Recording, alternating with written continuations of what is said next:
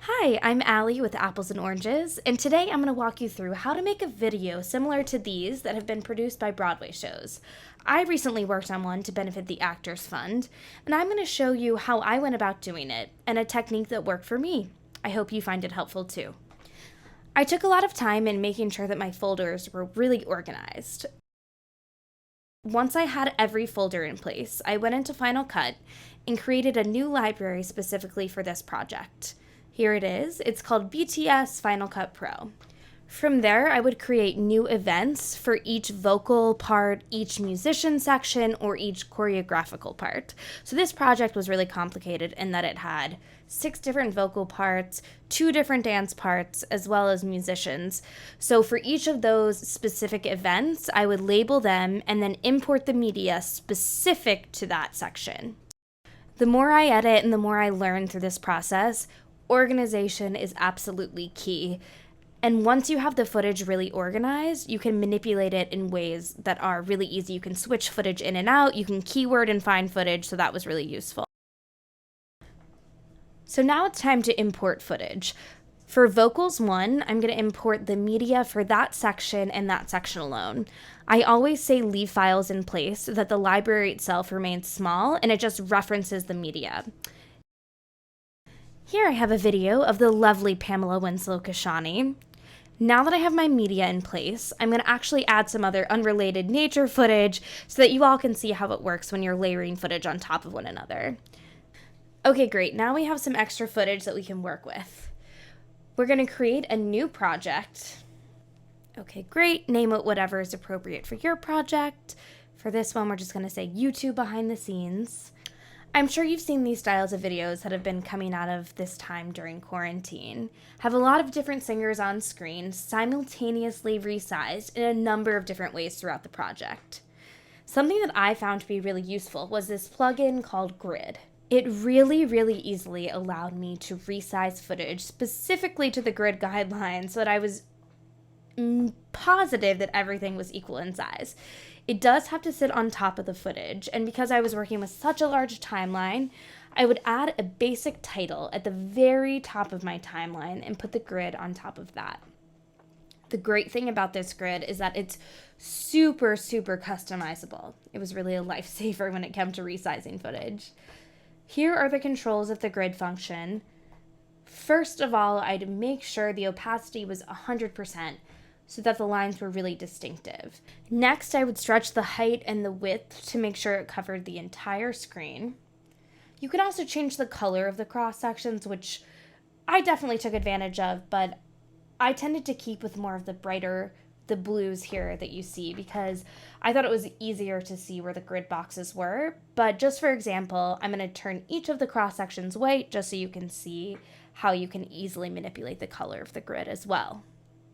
And then the holy grail of the grid function was that you could manipulate the horizontal and vertical guides. This meant you could change the size of the boxes vertically and horizontally to make sure that you had just as many as you needed or that the guides were bigger or smaller for your particular moment in the project.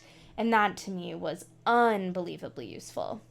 Okay, now I'm going to add in some other footage so I can show you a couple of the other tricks and tips that help me in editing.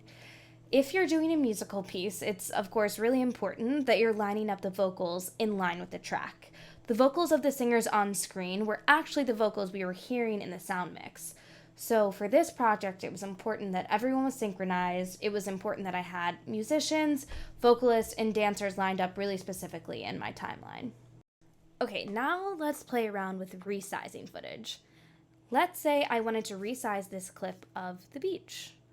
I would go to the transform function right here, and I would find scale all on the very right-hand side. And I would learn what percentage of 100% of each video needed to be in order to be scaled perfectly in this section. Let's say I wanted this video to take up exactly 4 squares. As you can see here, I'm doing a little bit more transform, and then I can crop to make sure that it's completely perfect. Then if I wanted to go in and then resize this footage of Pamela, I knew that it was about 15 to 13%, and I could easily type that into scale all rather than having to pull the transform in and out, up and down. and I could put it in the 4 squares where I wanted it to live. Now, because of the way her footage was shot, she's a little bit further away from the camera than I would like. So I'm going to transform her to be bigger within the 4 squares, and then I'm going to do a crop function to make sure that she perfectly sits where I would like her to. But ultimately, once you know the size and the percentage of the footage, it's so much easier to transform it and resize it and then put it in these small boxes. Otherwise, it's a really laborious process. And don't get me wrong, it was a little laborious in general, but it honestly saved me tons of time knowing that I could transform it to a percentage and I could go from there. Something that I've noticed about a lot of these videos, which I really like, is that they have lines separating the footage so that it looks clean and organized. While I use this grid as a guideline, I actually generated the lines by drawing them in a motion project and exported them as a generator, which is what you're seeing here. I then laid them on top of the timeline. Once you know that the timecode of the project is not going to change, I exported a really low-res movie file to put underneath the motion project and then drew the lines on top of that. Once you know that the general look and feel of the piece isn't going to change and the timing is solidified, that's when we went in and drew the line. So I would say it was about 3/4 through the project as a whole. So we had to make sure that creatively everyone was on the same page before we added this element. But once we did, it really changed the game for the look and feel of the project. So as most of us editors know, there's a rule of thirds when looking at a 16:9 screen. But Final Cut doesn't necessarily have a built-in function that makes it easy to draw those lines. So I actually did a quick Google search and found this amazing downloadable PNG from a website, and it was a free download. I'll link it in the description below because it was a lifesaver for me. What you could do is, again, just like the grid function, layer this on top of your project. So while this grid isn't actually editable, as the other one that I showed you earlier, it gives you really clear guidelines for if you're doing a smaller project. At the beginning of this project, there were 2 people on screen, 3 people on screen, 6, and then 9. So this was a really cool guideline for me to work with rather than incorporating the larger grid at that point. What we're looking at here is the final matrix of the video that I just edited for the Actors Fund. In total, there are 144 videos in this matrix. And if you know Final Cut or any editing software, it's really hard for the computer to process 144 videos at the same time. What I ended up doing was taking that last piece of video that I needed and actually copying and pasting it and editing it on a separate library completely, and then exporting that as a movie file and tacking it on to the project. That, to me, saved a lot of time. The rendering didn't take as long, and ultimately, having it as a movie file was extremely beneficial for me in the editing process. I actually ended up doing the same thing with the credits, which also helped the rendering process, and I'm really glad that I did. Another really helpful tip for me was to turn off background rendering during this process because it wasn't constantly trying to render as many clips as there were in the timeline. There's a shortcut to render the whole project, which is Control-Shift-R, which I found really useful. Or if you want to just render a certain section, Shift-R will do that for you as well. So within Final Cut Pro, I utilized a couple of keyframing motions to help move the videos to make it a little more dynamic. So what I'm going to show you here is a really simple way to keyframe something across the screen. For this example, I'm going to use this footage right here.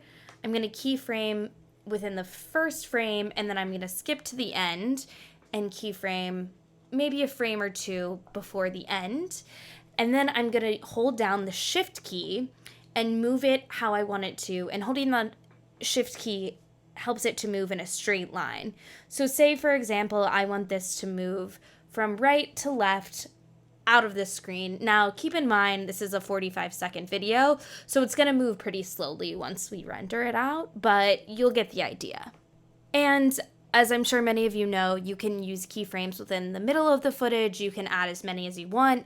If I wanted to make this move from down to the top of the screen at this point, I could add another keyframe.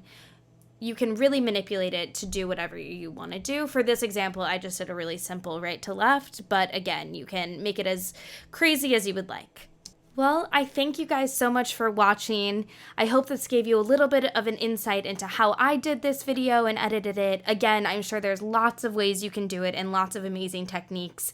If you're willing to share any tips or tricks with me, I would love to hear them. I thank you for watching. I hope you subscribe to our YouTube channel and leave a comment to let me know what other videos you'd like to see in the future. Thank you so much, and be sure to check out the You Can't Stop the Beat video on the Actors Fund YouTube channel, and I'll link that below as well. Thank you so much, and have an amazing day.